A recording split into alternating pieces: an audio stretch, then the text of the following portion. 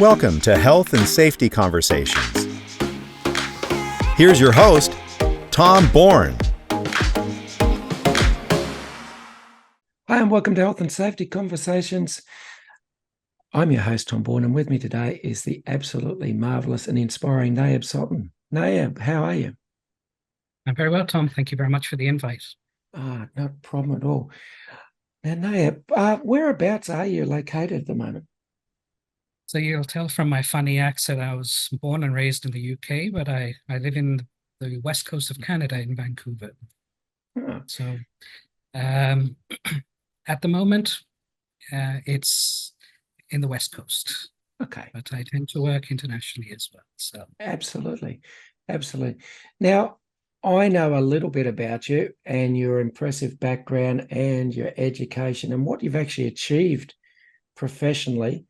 But for those who haven't heard of you and what you've achieved so far, can you give us a little bit of background on what you've done and where your professional journey began? Sure. So, my journey actually started probably around 35 years ago. I started through teaching lifeguards how to swim and teaching aquatic first aid. When I left, as I was towards the tail end of my schooling, unfortunately, I developed pericarditis, which is basically an inflammation of the heart, which meant that I had to miss my O levels at the time, which was very disappointing for me. So I ended up thinking, well, the day after I left school, I got a job as a lifeguard, and I basically took it from there. And what I realized was that water safety, aquatic safety, teaching first aid came very naturally to me. And so that was really where the seed was planted.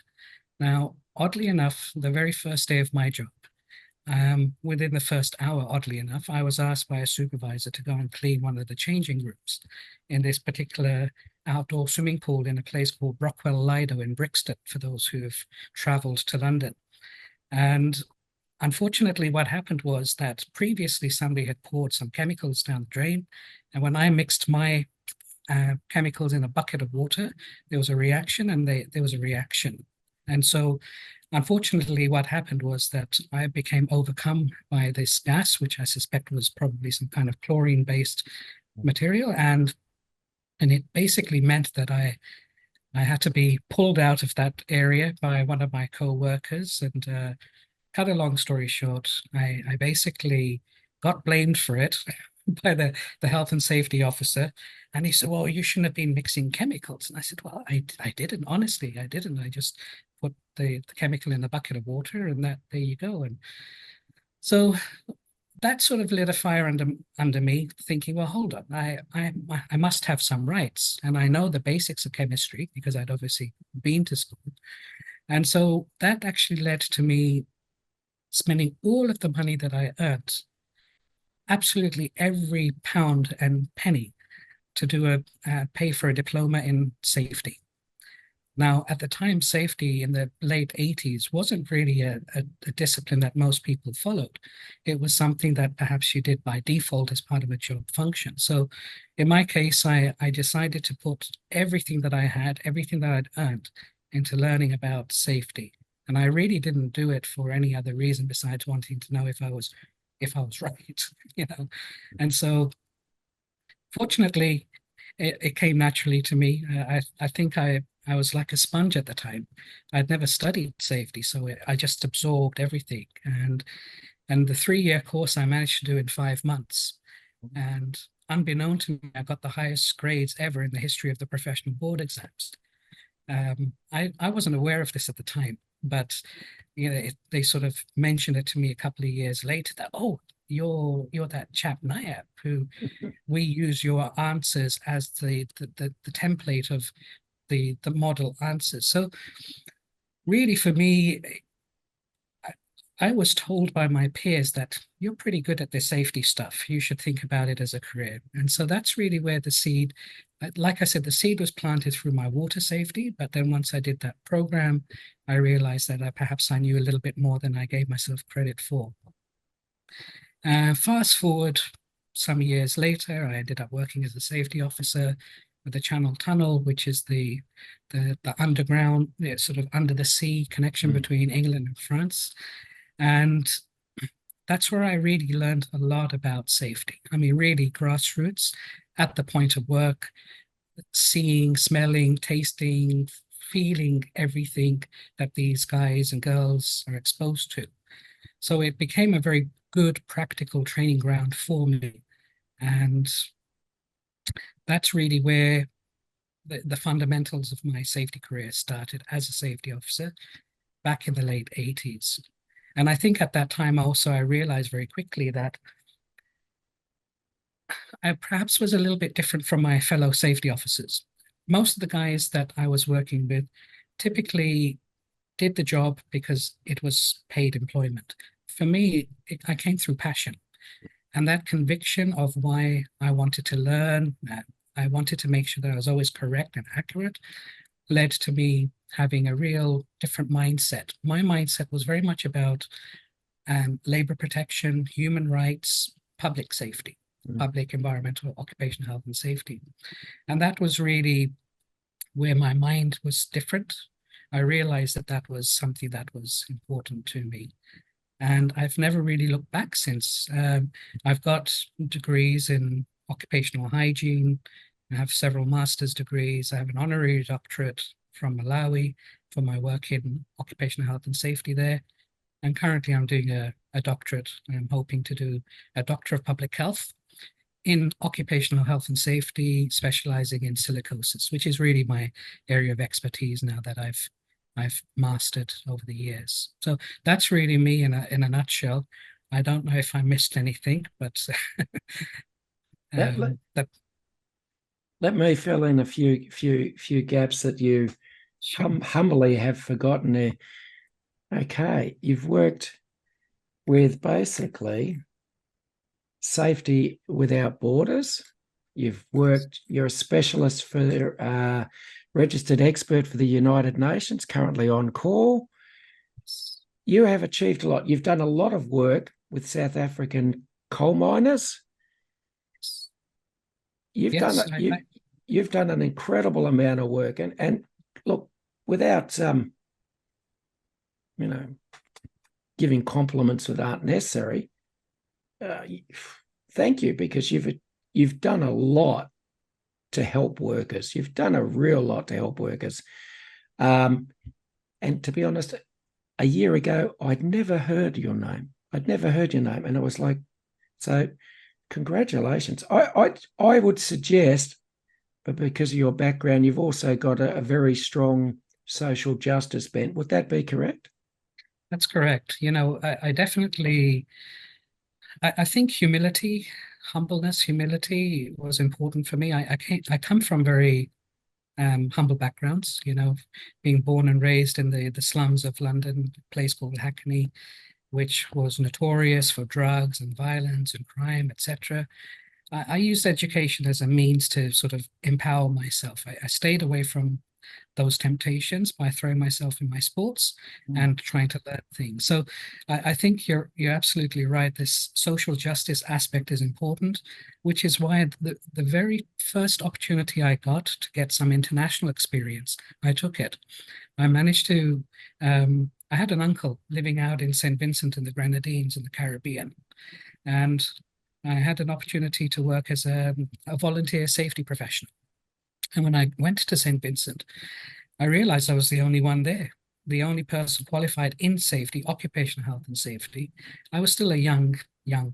I was only probably around 22, 23 at the most. So what that did was it gave me an amazing opportunity, because I got to work as a safety professional, but not just at an enterprise level, at a national level, to be able to understand policies, procedures, regulations, international conventions, and things of that nature.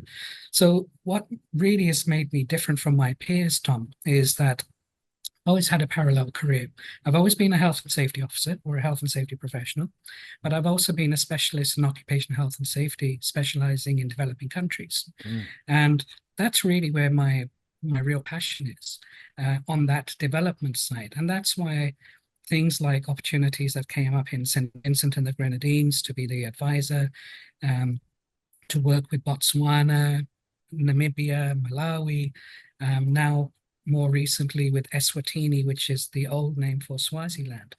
I took them, and in most cases they have been pro bono appointments. I don't earn a nickel, but I see it as a great opportunity to contribute back to society.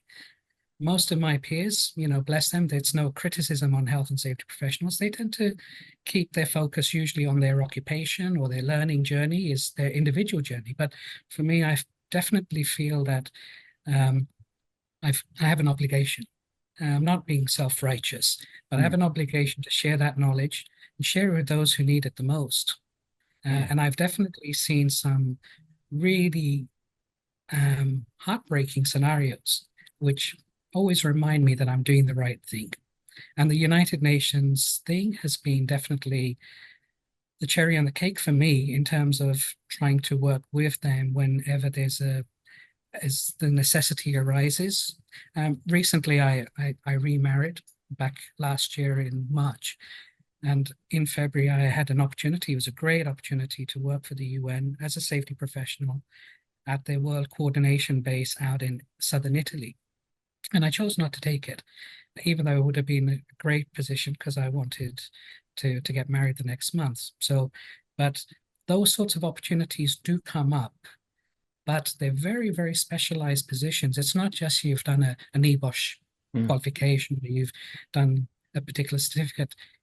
That aspect of understanding social justice, labor protection, human rights becomes an integral part of that, in addition to your OHS competencies. Okay. I'm going to ask a question which just sprung to mind, and it's something I believe in, because a little bit like you, I come from a very poor background. I mean, we were dirt poor when we first started, and the one thing that the best thing my mother ever did for me was instill in me the value of education. She just encouraged it. She had to leave school at 14 because her parents wouldn't support her going to school, but she can still continue to learn. All right, this is the question I have for you, and it's probably a bit controversial. Is safety a socio-economic issue?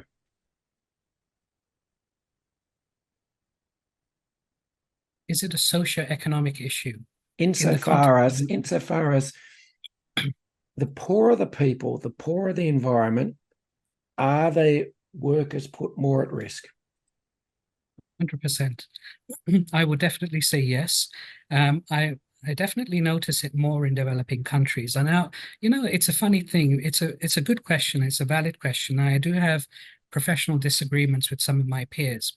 There's this misconception that everything that we do in the West, i.e. whether it's in Northern Europe or North America, Australia, New Zealand, etc., the traditional European type environments, that we're leading the race. We're front and center. We're the best at what we do.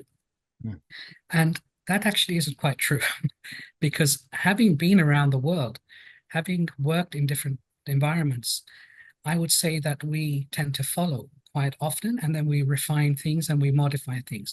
But usually the seed that is planted is based on the fact that health and safety is used as a means of protecting people in their most vulnerable state.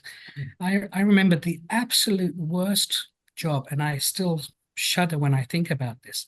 I was in Afghanistan several years ago, and there was a little canoe type thing, and there were two guys in it. Now, they weren't in the canoe, they were out of the canoe in the water.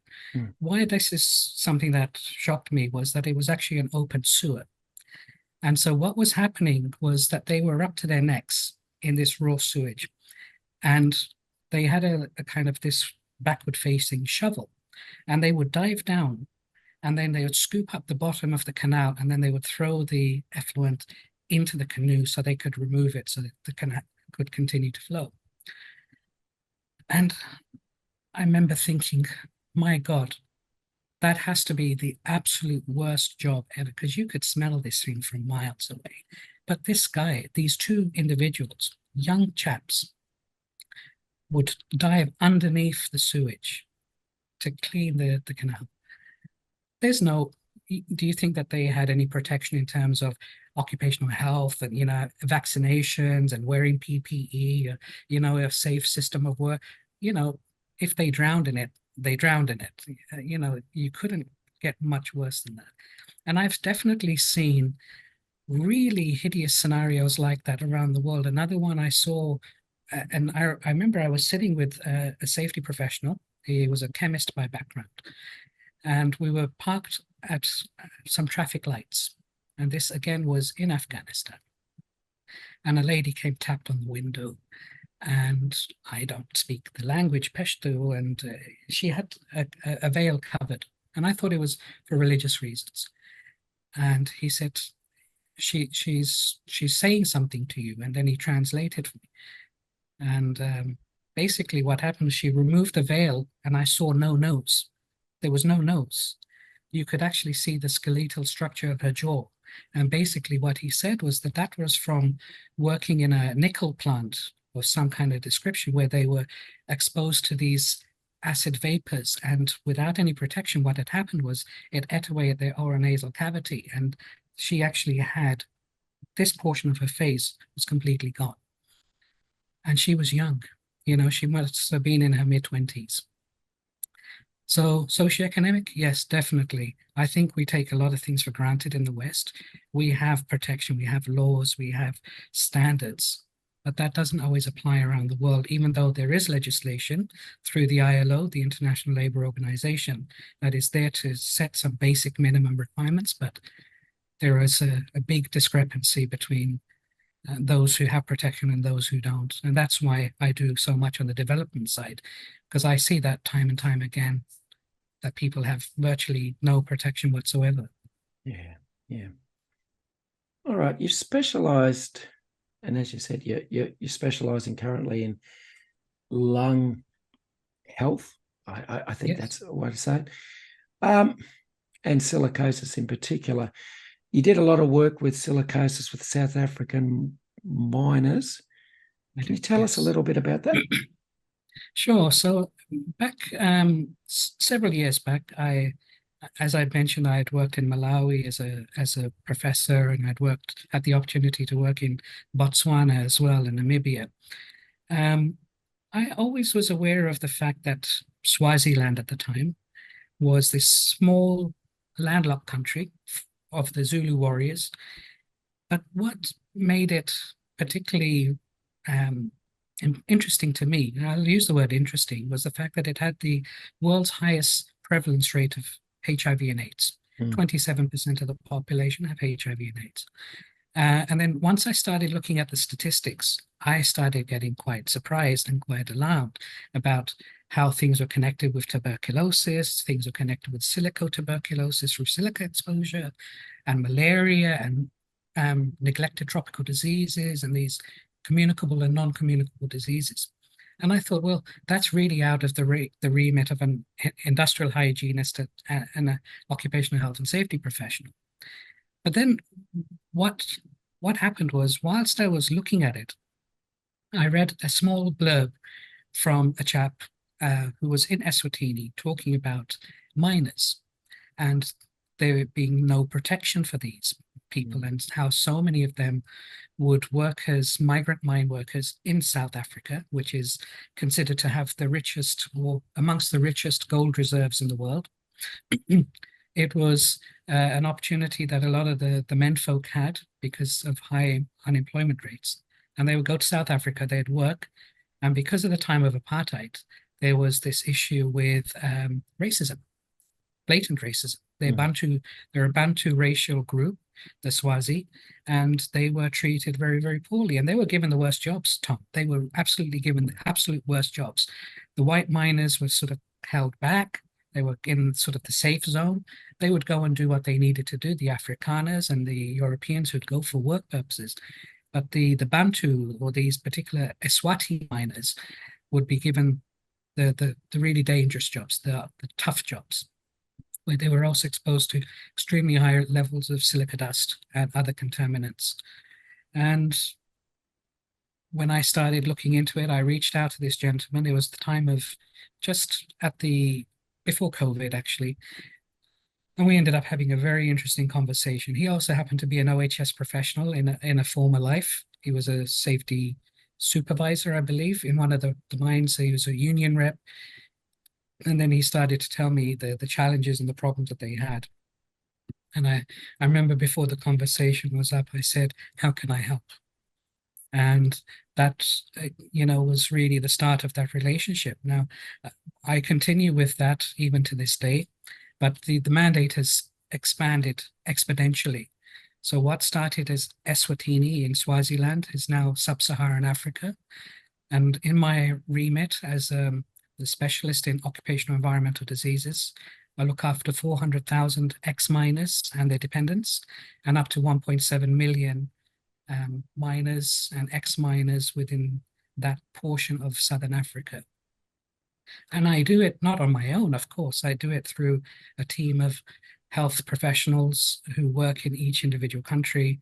But as the specialist in occupational environmental health, I then sort of explain to them, okay, if you're exposed to this type of substance or this type of contaminant, these are sorts of consequences of exposure, and this is how you do it. This is what you look for, explain biomarkers, etc. So it's probably the most rewarding of the roles that I've volunteered to assist with. And I definitely find that they need it. They need the support. There's a lot more to the backstory of this, which would be an interesting podcast itself. But it's something that very few people do. And I felt that it was important to try and make a contribution in whichever way I could. And they wanted to avail my OHS and hygiene skills for that. Have you ever thought about writing a book? I can tell you now, it would be a very, very interesting book. Sure.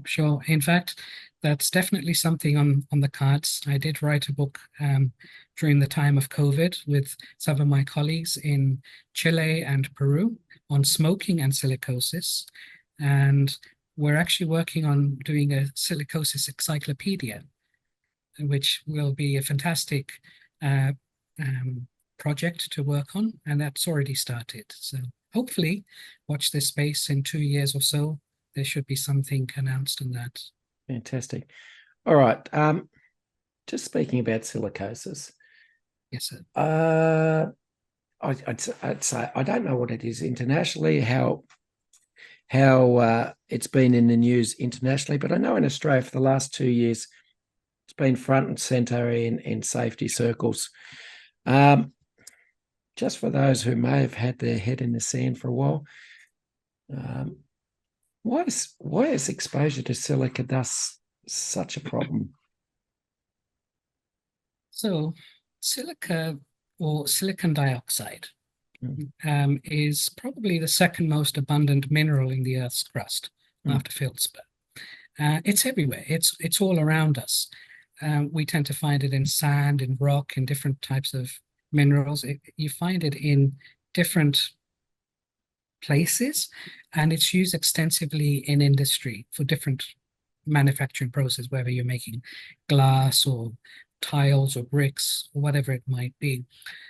So as a raw product, as a particular mineral, silica, or respirable crystalline silica, should I be very specific, is just one of many types of silica dust. The other polymorphs, other versions of it, you could fill 2 pages of it. Right? There's a variety of different types of silica as they're referred to. But respirable crystalline silica is the one that we know that is commonly found in the occupational environment, in the working environment.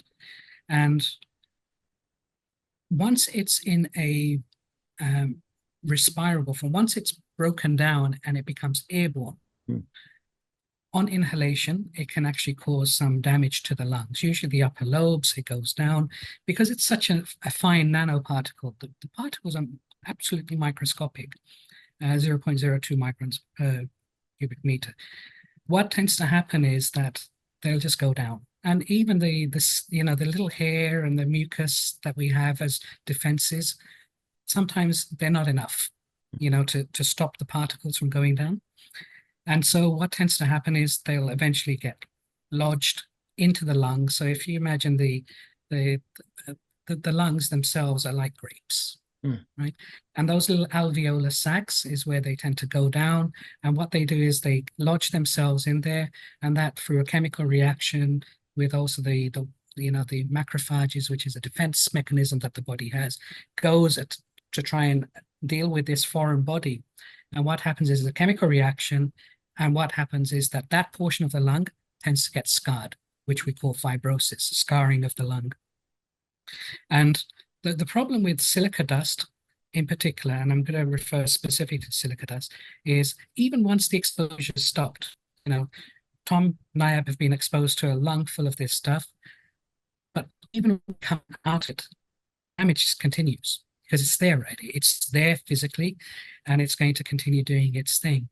Now, the problem with respirable crystalline silica is that most people tend to think that when you're exposed to inhalation hazard, it only affects the lungs. That's actually not true. In this particular case, it can cause a multiplicity of other silica-induced diseases as well, including nephrological stuff relating to the kidneys. Because once you've inhaled it, it's in the system, the body's got to filter it out somehow. And usually it tends to go through the urine, through the filtering system. So you tend to find kidney-related issues. You tend to find autoimmune conditions where your immunological system gets compromised and it gets confused and it starts attacking itself. So you get things like rheumatoid arthritis, lupus, and things like that. We do get chronic bronchitis, emphysema, and lung cancer as well. Now, one of the things that I always remind people is that silica, or respirable crystalline silica, is a silicate, just as asbestos is. They're both silicates. They're both from the same family. Yep. Silica fibers are kind of small, and they tend to just go in and they'll cause damage, whereas the asbestos fibers tend to be like a spear. They get inhaled and then they puncture in there and then it causes damage. Exposure to silica can be very, very quick. Most people tend to associate, say, with asbestos, that it's going to take 15 to 25 years on average. And that's true. That tends to be the rough idea of how long it will take. Whereas with silica, it can happen from very large doses of silica exposure over a short period of time. And there's several examples of that in history. There's one particular scenario that happened in the US called Hawk's Nest in Western Virginia, where they were building a tunnel, and several hundreds, possibly even thousands, died as a result of acute silicosis. And because a lot of them were poor southern Black workers, they didn't have any rights, and there was all sorts of controversy at that time in the 1930s. The real number of deaths was never really truly recorded, but we know that there are several examples like that. Even in Western Canada, Western US as well, we have many towns which are called or classed as ghost towns. Why is that? It's usually because the menfolk usually died because of the fact that they're exposed to so much silica dust, because of the fact that they were panning and chopping and they were, out working at the coalface, metaphorically speaking, and they were being exposed to high levels of this dust, and unfortunately it would catch up to them, especially if they were smokers and they had, say, predisposition to respiratory conditions. Back in the olden days, a lot of people had tuberculosis and didn't realize they had it, as an example, or their nutritional levels were a little bit on the weaker side, and an illness would sort of come and it usually would accelerate their decline in health. And we have that scenario in developing countries too. Although there's a lot of advances in medical science, there's a lot of literature that exists, people still die needlessly from this. Yeah. We in lovely Australia we've tended to focus on, in the last 2 years, on engineered stone and engineered stone products. However, that's not the only sources of silicosis at all, is it? No, no. Silicosis is the actual disease caused as a result of respirable crystalline silica exposure. Now, that crystalline silica, like as I mentioned, you find it everywhere. It's in so many different applications. We'll use it. If you're making tiles, sometimes they make put it in paint. They're making glass. There's just so much that it would take days to go through the list of potential products. The reality is that in Australia, there has been a number of cases, and it's actually also happening in Southern California as well as we speak. There's a lot of information coming from that side with particularly Latino workers who are also exposed to the same countertop type scenarios. It's very unfortunate because the reality is silicosis is completely avoidable, right? Exposure is completely avoidable. And so you have this huge number of these young people, or relatively young people working in the prime of their life. They're exposed to something, and unfortunately, they've developed acute, accelerated, and chronic silicosis, and like I said, there's probably a lot more. Because what tends to happen, one thing, Tom, that people don't realize is we tend to look for silicosis when we're looking for diagnosis. But actually, there was a study undertaken in Washington State. They did a study on several thousand construction workers. And what they found was that they kept looking for silicosis markers, but actually hundreds of them first developed COPD, chronic obstructive pulmonary disorder.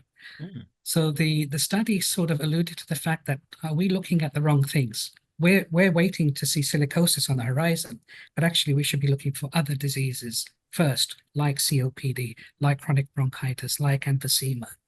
And I agree with that because I get exposed to a lot of stuff as well. I touch wood, I don't have silicosis, but I tend to be more predisposed to chronic bronchitis because of the fact that I'm exposed to things at the point of work. So, and as I alluded as well, there are several other diseases that you can get potentially. They have a lot of information. There's various diseases that are conclusively proven. There are several diseases that they suggestive, but they don't have enough data on it. And also they have those which they suspect cause diseases caused by silica exposure. So when you add it all up, the number of people suffering as a result of exposure to the hazard is probably far higher than they realize because we're only looking at silicosis. So Australia could learn a little bit about the experience from other countries and look at silica-induced diseases first, and then look at silica chain of diseases. Yeah, absolutely. Okay. Australia, I think, has taken one of the strongest stands for engineered stone products. And by July this year, I think the end of July this year, use of engineered stone is going to be banned. Is that going to solve the issue altogether? I don't think so. I think it's definitely a step in the right direction for sure, 100%. It's a step in the right direction because obviously, as in most cases, occupational generally are avoidable. They're completely avoidable because you're working, you're exposed to something, and then it leads to ill health. So I agree that introducing a ban is good because it will stop additional exposures.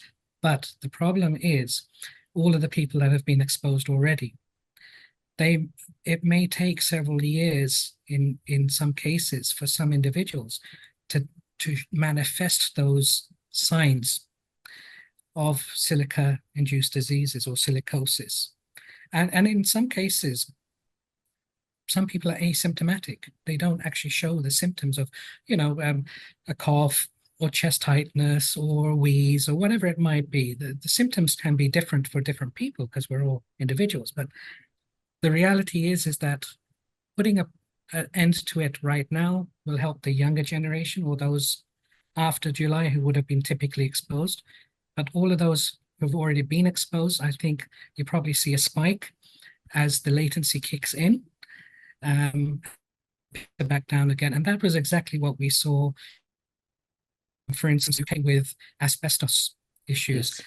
There was a massive amount of exposures. I remember when I was at school in London, we used to play, we had these little Bunsen burners and we had these tripods in our chemistry labs, and that was asbestos. And we used to actually blow it on each other. You'd roll up the balls and spit at one another. We were kids, right? So, but believe it or not, I saw a report recently that showed that they had several hundreds of teachers who died of mesothelioma from exposures at that time when even I was at school, right? So it went a latency period of 15 to 25 years. It kicked in, it peaked, and then it started coming back down again, because by that time there had been some controls introduced in the control of asbestos at work regulations. Yeah. And people started taking it a lot more seriously. I think that's one of the things that we're lacking in is with silica dust. Like I said, it's a type of silicate. They're both silicates, right?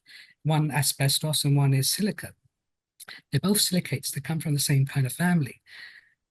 If we took the same degree of care and a certain degree of fear, people who hear asbestos, they think, oh my God. If we took the same kind of approach of really being cautious and being cognizant of the fact that it is a hazard that is known to be a category 1A human carcinogen, i.e. definitely causes human form cancer, then I think we would start seeing, again, a reduction, because people will be very, very mindful of being exposed to it needlessly. Yeah. Just on asbestos, we've known about it for decades. Is it still a problem? And firstly, is it still a problem in the developed world? And did we just export the problem to the underdeveloped, or what was traditionally called the third world? Yes. So it's a very good question. Actually, we've known about asbestos for centuries, and silica as well. We have records going back centuries, particularly with silica and respiratory conditions, going back to the time of the mummies, right? So we've known about the fact that you're exposed to this, these people get sick, and then they die. So when it comes to asbestos, I agree that we definitely took more care and consideration in the last sort of 20, 30 years, which is very, very important for sure. People are still going to be dying of exposures that might have happened several decades ago. I don't know, maybe I'd be one of them. I was exposed to it. I've been exposed to all sorts of stuff, right? But it might be that my predisposition is slightly different. So maybe I do, or maybe I don't. It's a bit of a gambling game. But what happened is that there are several countries, Canada being one, South Africa, even Eswatini. And when there was a global outcry of dealing with the export of, the use of asbestos, and I'm talking about, white, blue, brown, asbestos or asbestos-containing materials. Once there was enough political pressure and they started to curtail the amount of exposure, they just shifted their attention and started selling it in developing countries.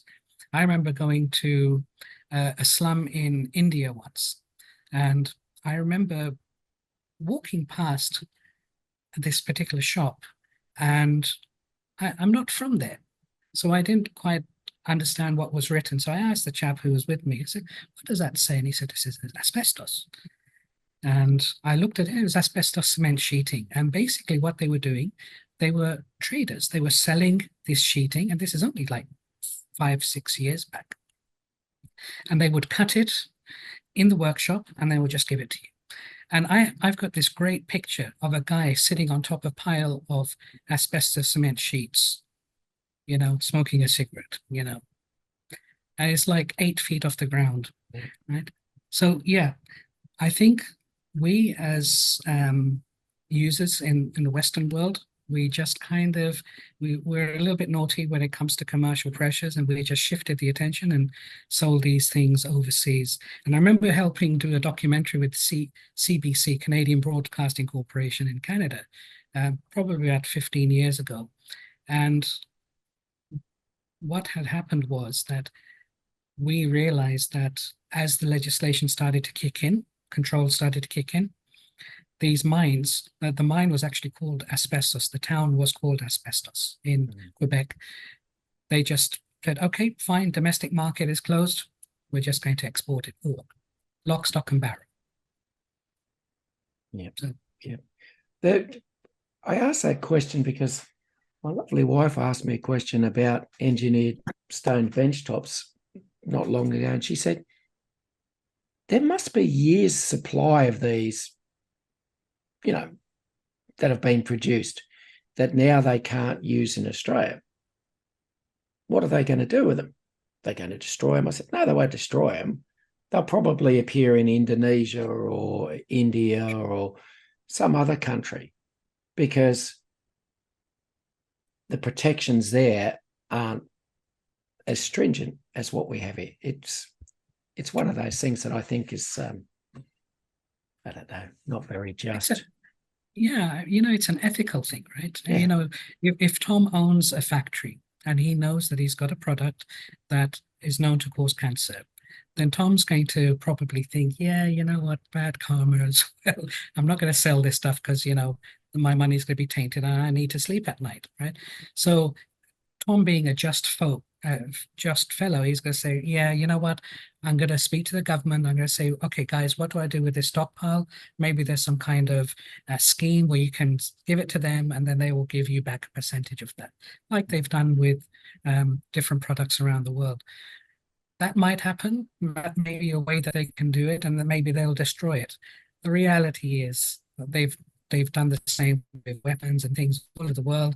War stop, they stockpile it, and somebody comes along, enterprising fellow, and they buy it all out and they ship it off somewhere else where the regulatory controls are less stringent, right? So we wait and see. I'm sure that story will unfold in due course. I know that there's definitely some kickback from what I've read from industry saying, yeah, but we've got all of this stuff. What do we do with it? So, all right. Other lung diseases associated with dusts. Is it basically any dust that you breathe in can cause you significant health issues? So it's kind of a yes and no answer. It depends on the dust. Now, really, if the body doesn't have it naturally, whatever it is naturally, and then you put it in artificially, then the body's going to reject it in some shape or form, right?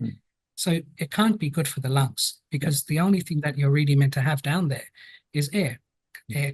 Oxygenation happens, air comes in, clean air, and we pump out deoxygenated air, right? So it really, anything artificial to that process is going to have a potential detrimental effect. There are certain dusts for sure which are more toxic in nature. Those which we commonly hear of are asbestos, silica, coal, things of that type, even general construction dust, cement dust. There's a whole variety of different things.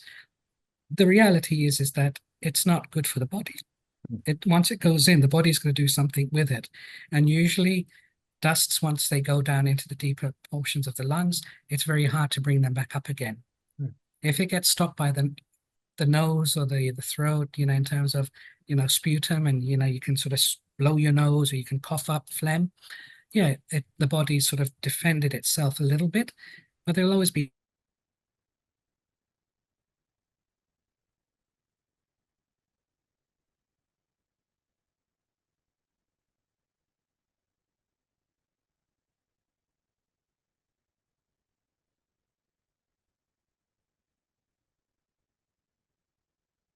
it's whatever contaminant is around there as well.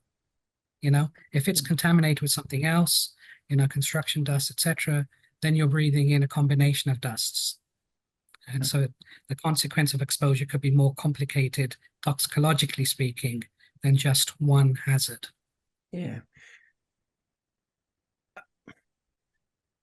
It was considered in Australia that black lung, for example, from working with coal, was an underground miner's disease. And for a while there, it looked like we'd eradicated it. But then a few years ago, they started finding it in miners who work in open cut mines, never spent a day underground whatsoever. I just wonder, if you work in any sort of mining, tunneling, construction where there's dust, would it be best to just almost as a mandate to be wearing some sort of mask which filtered out most of the particles? I can see the logic in that in terms of respiratory protective equipment. The problem is that RPE, as in any form of PPE, personal protective equipment, you can get a false sense of security. You know, as a guy who tends to have a beard, you know, for me to wear an orinasal half mask, as an example, is an inconvenience. But if I need it, then, you know, it's mandated by work and I've got to wear it, I've got to shave, etc. It's fine. The reality is it's very uncomfortable. That PPE, whatever it is not always going to be 100% effective. You know, we sweat, you know, we're doing exaggerated movements. We've got all this other stuff. Maybe we're wearing safety glasses. Maybe we're wearing muffs. We're wearing a safety, you know, protective headwear, etc. So, you know, the level of protection that we think we're being afforded may not be as high as we think. I definitely think that suppressing the dust at source is probably the best if you can't eliminate it altogether. So elimination definitely is number one. Even when we use the hierarchy of control, it's our first option. But then the engineering controls come down further in that chain. There are several examples that I can give you, and I can give you an example right now, actually. I'm talking to several chiefs of First Nations, Indigenous nations here in Canada.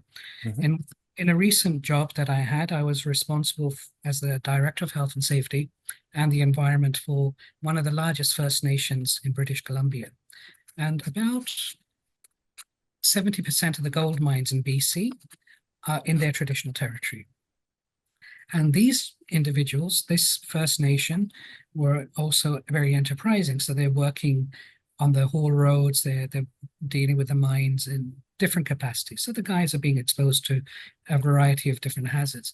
What we realized was during a conversation, I realized a very, very important thing came up just by chance. And it planted the seed, and I thought, this is a big one. What happened was they tend to hunt, especially around a particular month. It's usually around June or July. They'll take a whole month off. They'll go fishing, they'll go hunting. Because they're working in wilderness environments, they're legally allowed to do that, and employers have to give them the time. But one of these chaps, who was also a hunter-trapper, said, we don't eat the moose anymore. We don't eat the mountain goats anymore. And I said, why is that? And he's saying, well, because what we find is that they taste off. That the animals are actually sick when we get them, and so we've stopped hunting in their migratory routes, and those migratory routes quite often are directly affected by environmental exposure to these dusts. So the mining operation, you know, the open cast pit, yeah, they'll have, you know, atomizers, they'll have different types of protection to stop the dust going, but the reality is it's nanoparticles. So the dust will travel. It goes onto the leaves, the foliage, and these animals come and eat it. And now these animals are also getting sick. We know of cases, there's a whole variety of cases of horses, beavers, coyotes, all sorts of animals that can get silicosis as well. And so there's some suggestive evidence coming up from conversations that animals in these migratory routes are also being affected. But also at the same time, when I realized that there was a connection with animals, I realized, hold on, there's communities as well, small little hamlets, you know. And so I started looking at environmental exposure to silica.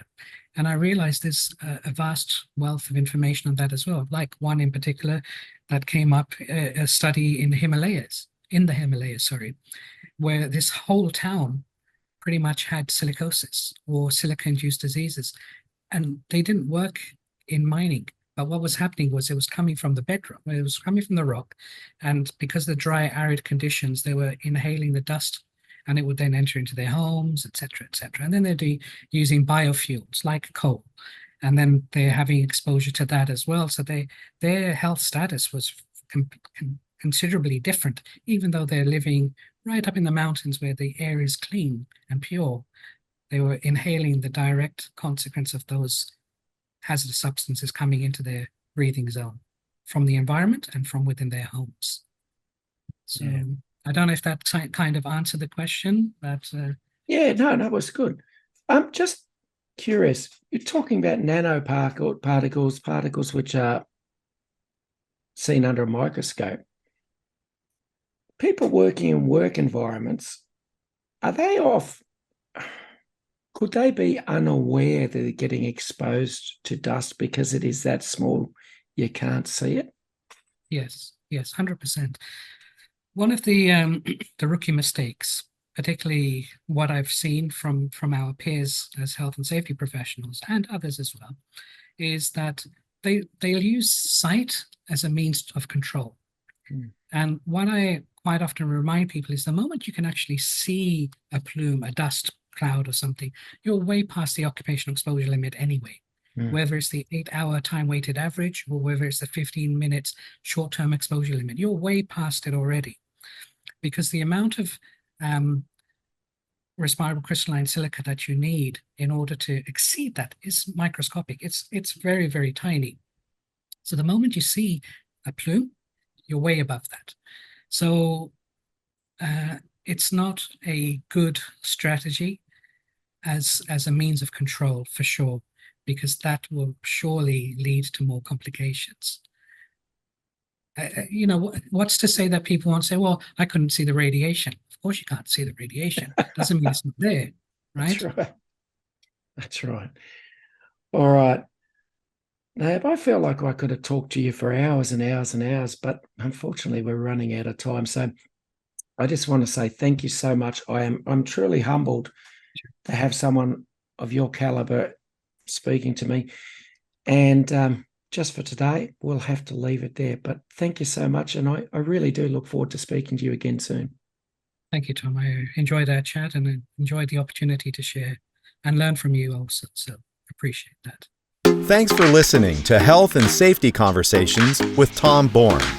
Until next time, stay safe and enjoy the rest of your week.